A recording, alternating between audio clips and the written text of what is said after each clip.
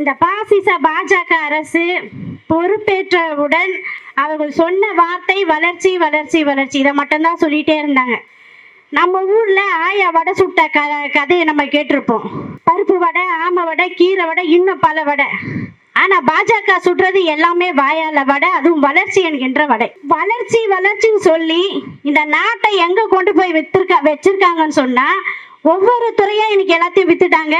கடைசியா இருக்கக்கூடிய மனித துறை ஆகிய நம்ம மட்டும்தான். நம்மையும் என்னைக்கு இந்தியர்கள் விற்பனைன்னு சொல்லி விளம்பரம் வருன்றது கூட செய்தி வருன்றது தெரியல.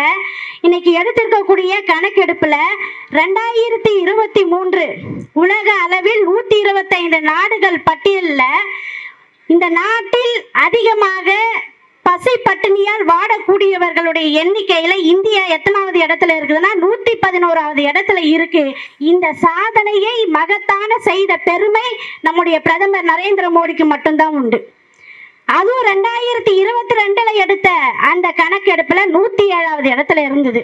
இன்றைக்கு 111வது இடத்துக்கு வந்திருக்கோம். ஒரு மனிதனுக்கு தேவையான அடிப்படை உணவை கூட தருவதற்கு வக்கற்ற ஒரு அரசு தான் பாசிச பாஜக அரசு. இந்த அரசு தான் சொல்லுது நாங்க குஜராத் மாடல் இந்தியா முழுக்க கொண்டு வருவோம்னு சொல்லி. அதே நம்முடைய தமிழ்நாட்டை எடுத்துக்கிட்டா இன்றைக்கு 5 லட்சத்திற்கு உட்பட்ட நம்முடைய தமிழ்நாட்டை சேர்ந்தவர்கள் வறுமை கோட்டுக்கு கீழே இருக்காங்க. அவர்களுடைய பசி பட்டினியை போக்க வேண்டும் என்பதற்காக தமிழ்நாடு முதலமைச்சர் தாயுமானவன் என்கின்ற திட்டத்தை கொண்டு வந்து இன்றைக்கு 25,000 கோடியை ஒதுக்கி இருக்கிறார். இதுதான் திராவிட மாடல் ஆட்சியினுடைய சிறப்பு. இந்தியா முழுவதும் மக்கள் பசி பட்டினியில வாடுறாங்க. எல்லா துறைகளும் இன்னைக்கு எல்லாருமே போராட்டம். விவசாயிகள் டெல்லியில போராட்டம், பெண்கள் எடுத்துக்கிட்டா மணிப்பூர்ல போராட்டம், அதுபோல தொழிலாளர்கள் போராட்டம், மாணவர்கள் போராட்டம், இளைஞர்கள் போராட்டம் என்று இந்த நாட்டையே போராட்ட களத்திற்கு மாற்றி அமைத்த ஒரு பெருமை தான் இந்த பாஜக அரசிற்கு உண்டு. இன்றைக்கு பெண்களுக்கு பாதுகாப்பற்ற சூழ்நிலையில் இருக்கக்கூடிய நமக்கு அண்மையில வந்த ஒரு செய்தி, நம்முடைய முதலமைச்சர் தோழி விடுதி அப்படின்றத ஒன்று அறிமுகப்படுத்தி இருக்கிறாரு. வேலை வாய்ப்புக்கு போகக்கூடிய பெண்கள்லாம் அந்த தோழி விடுதியை பயன்படுத்திக்கலாம்னு சொல்லி இன்றைக்கு அந்த விடுதியை பார்வையிட்டு பாராட்டி இருக்கக்கூடியவர் உலக அந்த கடன் கொடுக்கக்கூடிய நிதி இயக்குனர் அண்ணா என்கின்ற அந்த பெண் இன்னைக்கு பாராட்டி இருக்கிறாங்க. என்ன சொல்லி இருக்கிறாங்கன்னா, இந்த திட்டம் உலகத்திற்கே ஒரு வழிகாட்டி திட்டமா இன்னைக்கு இருக்குது அப்படின்ற ஒரு பெருமை எனக்கு சொல்லியிருக்காங்கன்னு சொன்னால், இந்த பாதுகாப்பை தான் தந்தை பெரியார் தொடர்ந்து நமக்காக சொல்லி கொண்டு வந்தார். அதை தான் நம்முடைய தமிழர் தலைவர் ஆசிரியர் அவர்களும் நம்மை வழிநடத்தி கொண்டிருக்கின்றார்.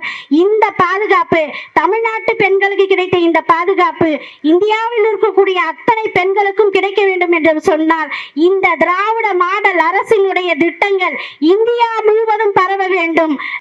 ராஜ்யம் அமைப்போம் என்று சொல்லக்கூடியவர்களை ஓட ஓட விரட்டி அடிப்போம். இந்தியா முழுவதும் தந்தை பெரியார் ராஜ்யத்தை கொண்டு வருவோம். அதற்கான வேலை திட்டத்தை நாம் செய்வோம். ஒவ்வொருவரும் ஒவ்வொரு பிரச்சாரகர்களாக மாறி திண்ணை பிரச்சாரம் முதல் கொண்டு தெரு பிரச்சாரம் முதல் கொண்டு நம்முடைய ஆசிரியர்கள் சொன்னதை போல இந்த நாட்டை திராவிட இந்தியாவாக மாற்றி அமைக்கக்கூடிய வேலையை நாம் செய்வோம் என்று சொல்லி தந்த வாய்ப்புக்கு நன்றி கூறி விடைபெறுகிறேன். நம்முடைய இந்த மாநாடு வெற்றி அடையட்டும். நன்றி, வணக்கம். மோடி எப்படியும் ஜெயிச்சிருவாருன்னு சொல்றதெல்லாம் கருத்து திணிப்பு. அவரு தோத்துருவாருன்னு அவருக்கே தெரியும்.